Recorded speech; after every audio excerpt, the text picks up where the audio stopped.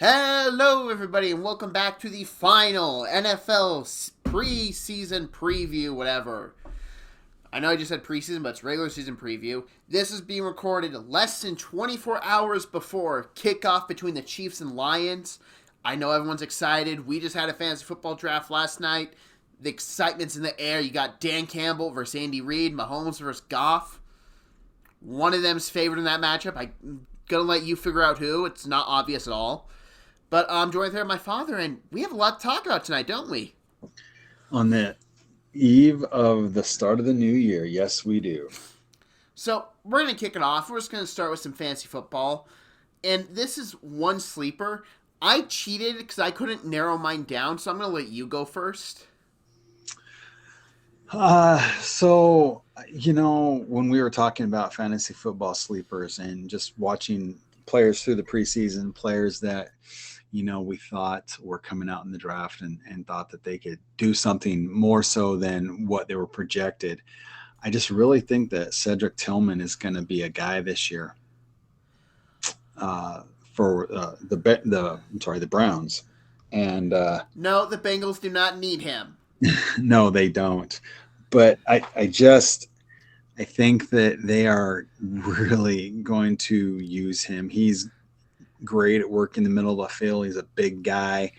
You have him on, work in the middle of the field. You have Amari on the outside. I think it's going to be a really good combo. And I really think that he is going to be more of an impact than anybody thinks. Yeah, and I think we need to stress this. This is for PPR purposes, correct? Oh, absolutely. PPR is typically what people play nowadays. I just think it needs to be specific because there are some people who don't. And with it out being PPR, does that still make you interested in Cedric Tillman? Considering you're not going to go for the receptions per game, which you maybe won't get a bunch of with them having Nick Chubb and Amari Cooper, David Njoku, and all that. Would that also just overall make him higher up because you won't be relying on points from receptions, you'll just be relying on yards and touchdowns? I still think he's going to be a very viable red zone threat because he's so big. So I think he's still a definite potential for a sleeper candidate. And there's one last question I'm going to ask you about him. Are there any concerns with the matchups? He's in the AFC North. There's some tough corners, some tough defenses in that division, and they do play They do play the AFC East, which has a tough division as well. Like they play a tough schedule. Does that give you concern with matchups, or do you think Tillman can just overcome that no problem? Well, I think that one of the things you're going to be looking at is one, if he's playing in the center of the field, a lot of times he's going to be lined up against a linebacker or, a nickel corner, and he can outmuscle them. Also, like you said, they have a really tough schedule in that division. I think points are going to be at a premium. And so there's going to be times when they're just going to need to throw. That's very fair. So as I said, I cheated. I chose four guys, but they're all the same position. And the reason why I just couldn't narrow it down, and I do have a favorite, and I'll pick him out mainly. The four rookie tight ends, Dalton Kincaid, Luke Musgrave, Michael Mayer, and Sam Laporta. Those four, I think, are going to have great years this year. And you and I have been talking about them a lot. They can possibly be offense rookie of the year candidates, all four of them. Mayer's going to assist them, plays very well for tight ends. Dalton Cade's going to be taking the Travis Kelce role of the one receiver, potentially, especially if Stephon Diggs wants out in the future. If you're in a dynasty league, I'd highly recommend taking Dalton Kincaid. What do quarterbacks starting out tend to lean towards? Well, tight ends. Jordan Love, this is going to be kind of his rookie year of a player. He's going to lean on Luke Musgrave, a big body tight end that can stretch the field. And the last guy I want to mention, and he's the guy I put at the top, this sleeper, because he just feels like no one's talking about him as much as you got like people talking about Musgrave, Kincaid, and Mayer. That's Sam Laporta. And the reason why I'm going to highlight Sam Laporta is there is a noticeable weakness in the Lions receiving game with Jameson Williams out. Sam Laporta might be the number 2 target with Amon-Ra St. Brown, who has had injury issues as well. If Amon-Ra St. Brown goes down, he could be the number 1 option for that Lions receiving group in general. And he's an athletic tight end. He can block decently well. But the Lions like to use their tight ends a lot. They use them a lot in play action. It's a very play action heavy based offense, which will lead to Sam Laporta getting big chunk plays in the season, in my opinion. So I do have to ask a question on this because Laporta was not one of your upper tier tight ends, through the draft process. I liked him more than you did. So did you get to watch enough of him during the preseason to where you actually think that he is going to surprise some people? Because I know you weren't very high on him originally. It's a mix of preseason that I think I liked him with what it is, but I think he went to the right system. And that's a big thing you got to preach during the draft cycle is system fit matters, and he fits perfectly in that Lions system. He's a big body. He can move very well. He's very athletic. He has solid hands, and he's not afraid to get a little down and dirty and get in the run game and block a bit. He's a Dan Campbell tight end. I'd say I'd agree with that. Good. Yep. Well, those are our fantasy sleepers. I assume everyone's done their fantasy drafts by now, but hey, maybe they're on the waiver wire. You can take a look. Who doesn't take a little gamble with their last pick in the draft? Maybe you drop him and pick up a sleeper. Could win you your league. Up next, we got bold predictions, and I said you have to come up with 2 bold predictions. And is it just me, or was this a little hard to come up with? Well, so it just depends upon how you're going to say bold predictions. For me, when I make a bold prediction, I'd like to think that there is a legitimate chance. Sometimes yours are pretty outlandish for my tastes. So, it's just a matter of how bold or how outlandish you want to get. So my first bold prediction, and ironically, it's going to piggyback off of your sleeper. I'm going to say that Dalton Kincaid is a top 30 receiver by the end of the year. Well, that is interesting, especially with how deep the NFL receiving group is, and let alone some tight ends are getting featured more. Do you think he becomes a bit more the number 1 option, or is that still Stephon Diggs fully? Oh, I think it's Diggs no matter what, but that is a pass-heavy offense, and I think they're going to play off of one another really well. You're going to have to collapse on Kincaid at times, and that's going to leave Diggs, with a little more freedom, a little less double coverage at times, I think. And they also, you have Gabe as well that he's going to be able to try to stretch the field. And so I think those 3 receivers are going to pair off, but the middle of the field is a perfect place for Kincaid to work all season long. There's one thing I got to ask you, and would this make you a little bit worried about Dawson Knox taking some targets away from him, because he's a very good tight end in his own right? Yes. He's already established tight end, and he is a really good tight end, but they've been needing a receiver for quite a while. Another receiver, somebody that can take some of the pressure off of get Diggs, and Knox wasn't it. So I think Kincaid is. Okay, that's very fair. My first bold prediction, and this is really bold when you look at this team, the Arizona Cardinals will not be the worst team in football this year. Or will I say they won't be picking first overall. I think that'll be the Las Vegas Raiders. And the reason why I say this is I looked through recent draft history. The worst teams, they typically don't always pick first, because it's not the worst teams that finish last. It's the teams that are poorly run, coach-wise, and all that seem to pick first. Because you look at a couple years ago, Urban Meyer led Jaguars, Dan Campbell led Lions. People bonded Dan Campbell, and they were probably the worst team in the league overall, but they fought and played hard for him. I'm afraid people are going to look at Josh McDaniels right now and just say, we don't want to play for you. You look at this whole thing that's going on with Chandler Jones. There have been issues with him in his time at Denver. I think the Raiders finished last in the NFL, and not saying it's going to be by a wide margin, because I don't think the Cardinals are very good, but I don't think the Cardinals will be last place, because I think they have the underdog mentality that's going to be, we're going to prove it to you, we're going to win some games. Josh Dobbs is a very serviceable quarterback. He's not great, but I don't think the gap between him and Jimmy G is wide enough for me to say that the Raiders are better off the quarterback position than the Cardinals. And we don't know enough about Gannon to say if he's going to crash and burn or if he's going to succeed. But I'm going to take the thing I know, and that's I don't think Josh McDaniels is the NFL head coach, and I think they're going to crash and burn. So I guess my first question with that is just looking, take away the head coaches, just looking at the teams themselves. Who has a better roster? The Raiders, without a doubt. Okay. So they have a better roster, and they had more wins last year with pretty much the same roster. Um, I know that you don't like the head coach, and so is this a little bit of maybe bias towards him? It could be, because I do not think McDaniels is the NFL head coach.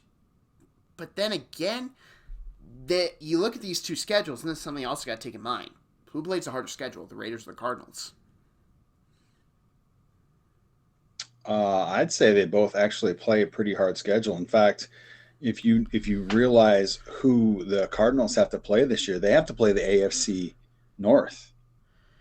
The AFC North, yes, but you also have teams in there that have struggled a bit out of the gate.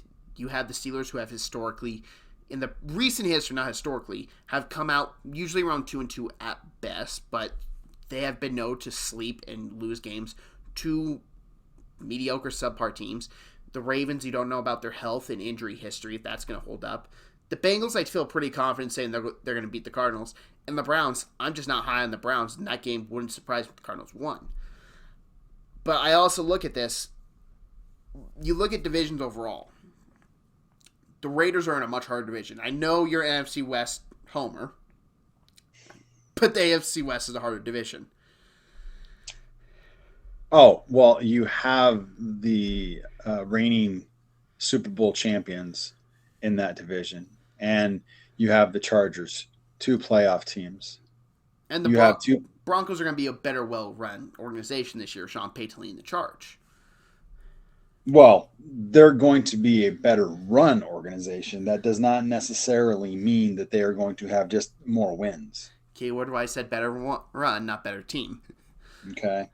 So I think it's an interesting there's absolutely too much talent on that team. I know you don't like Jimmy G, and he does get hurt a lot, but this system he has shown that he excels at. He gets rid of the ball quickly in this system. So I think that the Raiders are going to have a top 10 pick? Yes, I do. But I don't think they're going to have the overall first pick. Hey, it's a bold prediction. This is something I believe in. This is not me just taking a wild claim. I believe the Raiders are going to be the first team picking. I truly do. There you go. So my second one is that the AFC Championship game will be played between the Bengals and the Jaguars. Ooh. That's risky.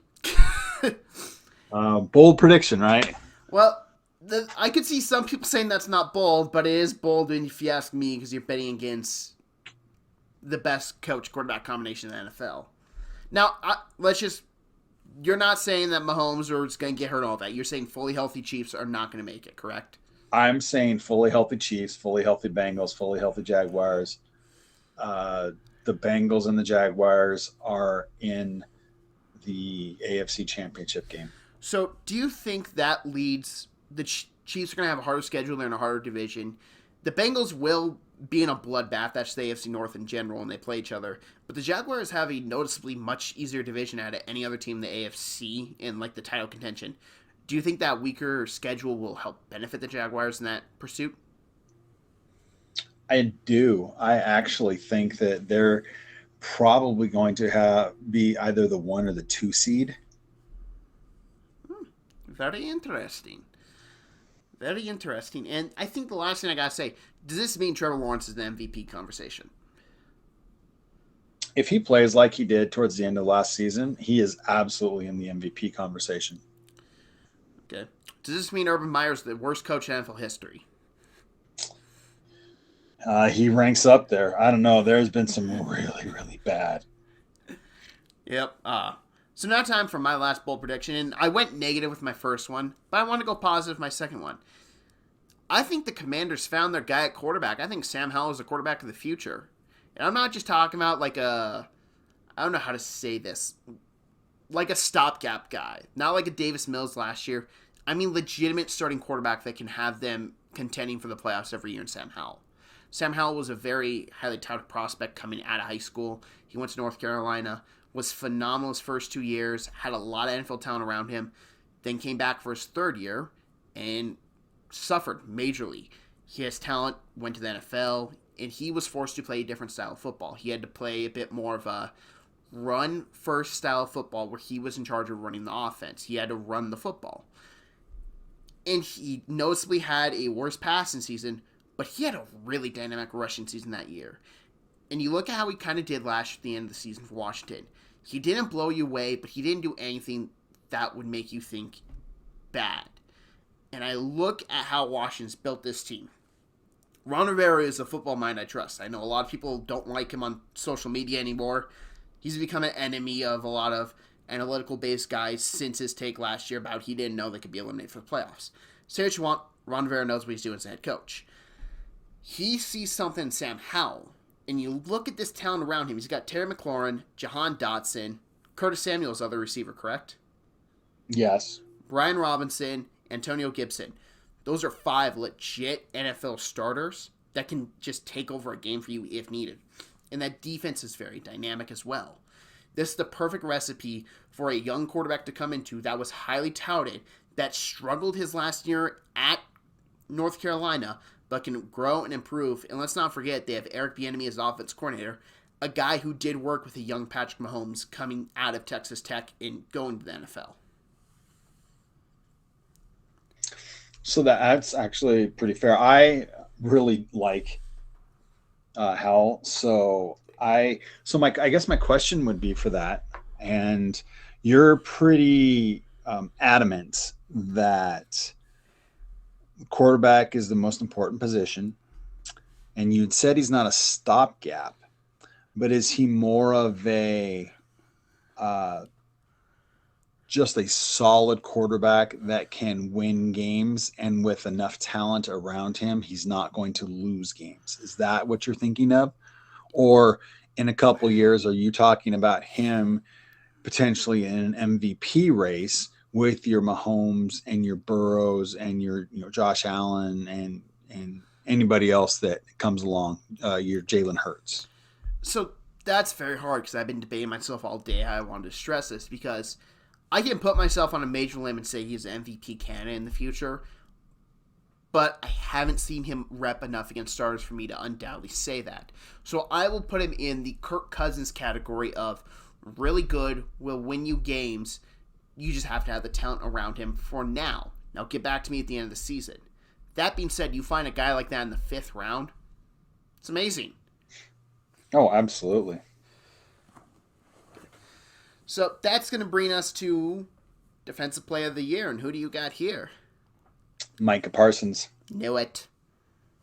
I knew it. I've been telling you for a few months now that I think he's the best defensive player in the league right now. And it's going to be scary what he gets paid with what just dropped today with the Bosa deal. He's going to get over 40 mil. He's gonna. I'd probably say the 36 to 37 million. I don't know if he's going to go straight to 40. This is Jerry. It's 40. You watch. And who is your defensive player of the year? You can call me a homer. I don't care. Give me Tristan Jordan Watt. Yeah, I don't know why you'd call you a homer. He is an amazing football player. Yeah, and here's the thing, and the reason why I also put in this is, the Steelers lose football games without TJ Watt. The Steelers win football games with TJ Watt. He's a big, dynamic game changer that when he's on the field, he has to be accounted for. And the problem is now, the Steelers have so much talent edge, they have so much talent all over that front 7, that it is not going to be the easiest thing to keep him checked in as well as you can in the past. And that's saying a lot because they didn't do a good job of keeping him in check in the past. No, that's absolutely true. Yep. So let's go to Coach of the Year. And who do you have as your Coach of the Year? This one will shock you. Matt I'm going. Eberflus? No, I'm going with Matt LaFleur. Um, in our NFC North, I spoke about how I think that he is going to coach his ass off this year. Um, I don't think they're going to make the playoffs, but he's going to take a lesser team and help build it. And if they hit with Love, I just think that it will have been because of how well he coached. Okay. So we do not have the same Coach of the Year. I did not think we would. Who do you think mine is, out of curiosity? Andy Reid. Okay, that is a safe pick, but I did not go Andy Reid because it's hard to give a man Coach of the Year when he's already coached that team up to the point that they've reached their max potential.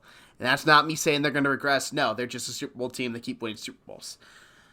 My choice is Bill Belichick, and I've been very high on the Patriots. If you listen to AFC East, I think they're a playoff team. I think their defense is going to be very good, and I think he corrected his mistakes of last year. He brought in an offensive coordinator. He is going to have a legitimate offense now, and that defense was really, really good last year with a pathetic offense. And I'm not blaming Mac Jones for it. I'm blaming Matt Patricia for it, who is now in the Eagles, fun fact. That I did not know. Yeah, I found that out recently. I think Bill Belichick, he is going to have this Patriots team making the playoffs. He's going to have them being maybe not a Super Bowl contender yet, but when that defense grows, they have Keon White, Chris Gonzalez, all that talent in the quarterback position, all that talent in the front seven. It's a very loaded roster that maybe they don't become as dangerous this year, but in the future, it's a team Belichick's building now, and that team's going to be dangerous. That's interesting. I mean, he is one of the greatest coaches of all time, if not the greatest coach of all time, NFL. So In general. yeah, absolutely right there. So I can see where that they have a great defense. I think they ate a little humble pie last year. Realized that they actually, can't just make anything work. So it'll be interesting to see what happens. What's the greatest strength a leader can have? Admitting when he's wrong. And Belichick admitted he was wrong last year with his offense hires. Oh, absolutely. And I think that's going to pay off for them in the long run this year. Now time to move to Defensive Rookie of the Year. And this one was hard for me. Was it hard for you? Because there was some really, really good defensive talent in this draft. No, yes. Sorry, I did not mean to say no. There wasn't a lot of good defensive talent. There is a lot of defensive talent in this draft.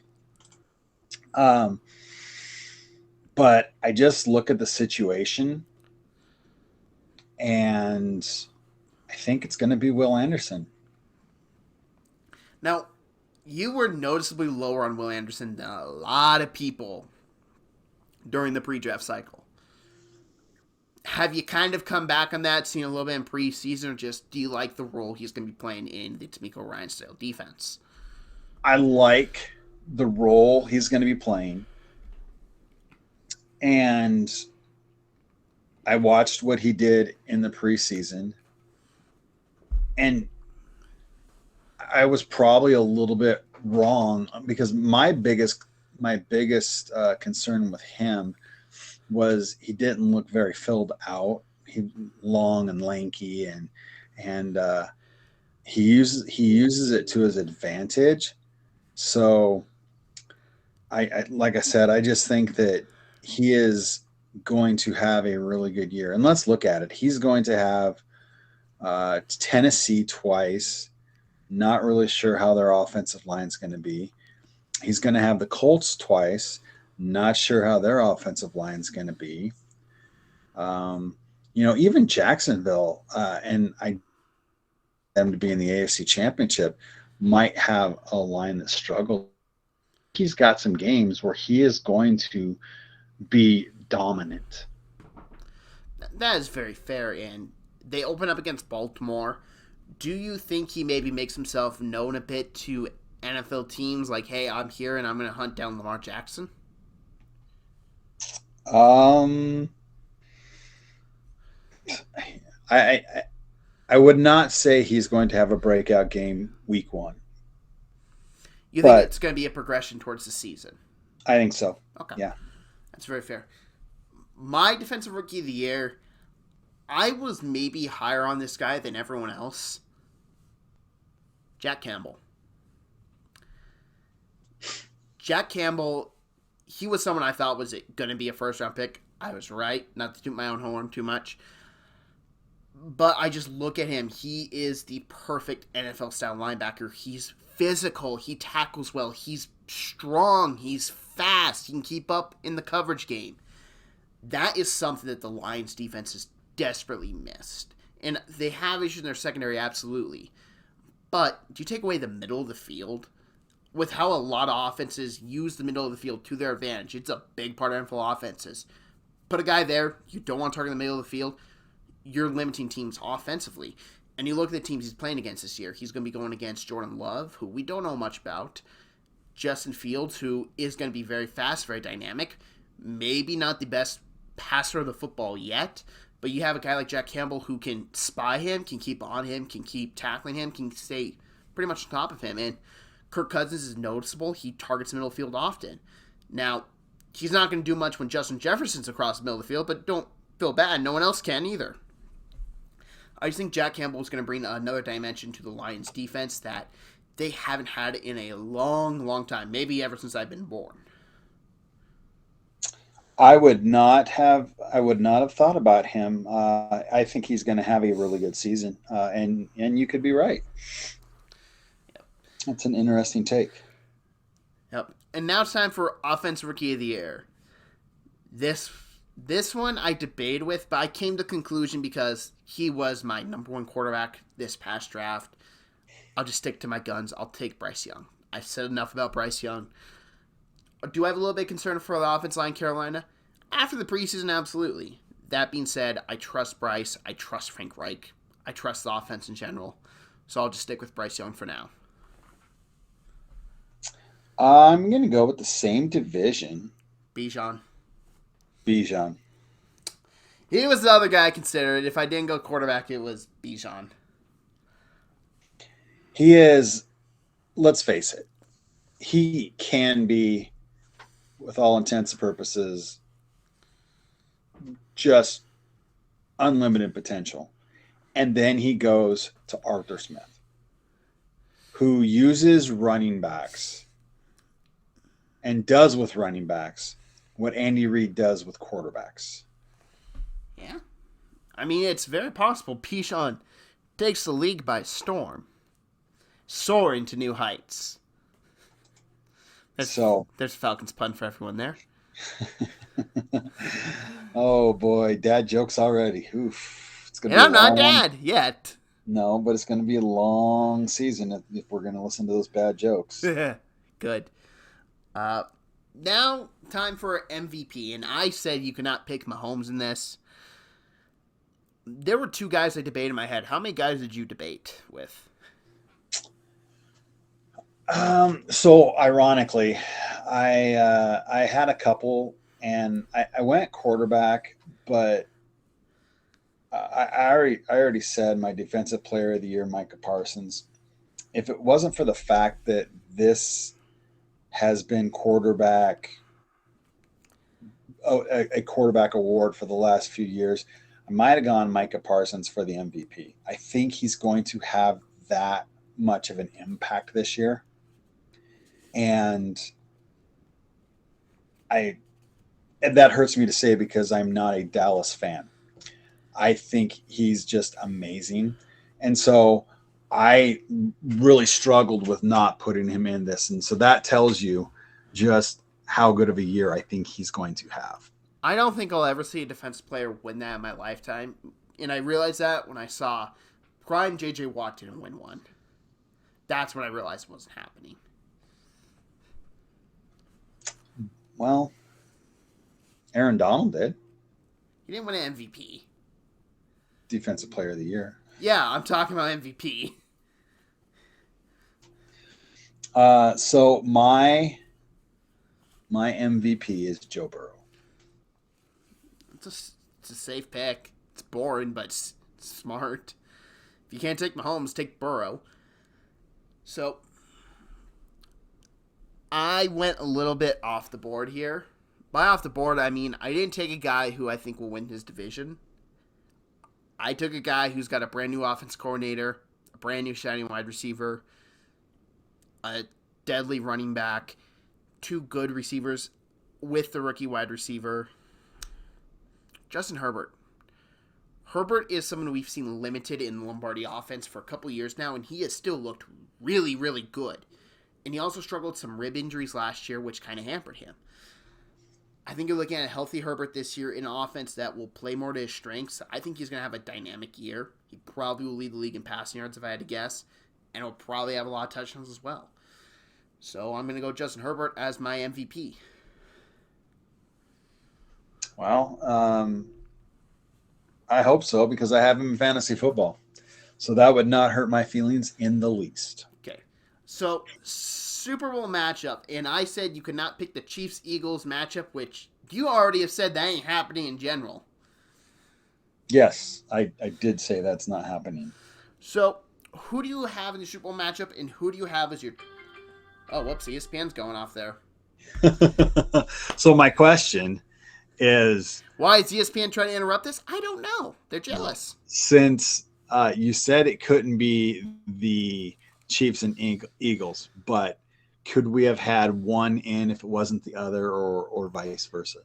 Yes, you could. I wasn't going to use them no matter what, just so I didn't want to go boring. But yes, you can if you want to. Okay. Because I have the Bengals in the Super Bowl facing an NFC East team, and it would have been I have the Eagles, but I also think that Dallas could be in the Super Bowl this year. My Super Bowl prediction is Bengals versus Eagles. So birds of a feather. And the Bengals are gonna win the Super Bowl. So, and I really, really hope that Joe's contract doesn't get done until after the Super Bowl. I'm sure his agent does too. I'm sure as a Steelers fan, you would be the same way. I don't want to see them win the Super Bowl. Are you kidding me? No. No, it's very possible. Joe Burrow is an awesome player, awesome quarterback. Do I have them in the Super Bowl? No. But I also kind of want to get a little crazy, a little wild with my prediction. So I not only took one team who's never won a Super Bowl, I took two teams that never won a Super Bowl, and I'm putting this in the matchup. So I banned myself from taking the Chiefs, and I banned myself from taking the Eagles, just to make this more difficult for me, more difficult for it to happen. So do you have a guess of who I'm taking? And you said two teams that have never been in the Super Bowl? Never. Well, no, never. Yeah, never been. Never been. So it's got to be the Jaguars. Correct. The Lions? Yep. Give me the Jaguars and the Lions. With the Jacksonville Jaguars being the Super Bowl champions. Wow. With WWE having to send a championship belt to the Jacksonville Jaguars and AEW's owners, Shad Khan and Tony Khan. Sorry, that's just a little funny to me if they do that. No, realistically though, as we've talked about, the Jaguars have a very, very easy division. They have the easiest road to the playoffs, in my opinion, in the AFC, as long as they stay healthy.